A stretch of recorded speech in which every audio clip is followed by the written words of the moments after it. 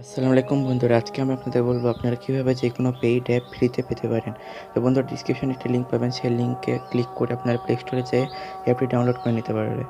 তো অ্যাপটি ডাউনলোড করার পর আপনারা অ্যাপটি ওপেন করবেন। ওপেন করার পর একটু অপেক্ষা করবেন। তো এবার এই অপশানে যাবেন, নাও 100% ফ্রি। এই অপশানে আপনারা ক্লিক করবেন। তো এখানে যতগুলো অ্যাপ আছে সব কিন্তু এখন ফ্রিতে হয়ে গেছে। আগে যেটা টাকা লাগতো এখন কিন্তু সব ফ্রিতে। তো আমি এখানে যে নোটের উপর ক্লিক করব এই অ্যাপটাই।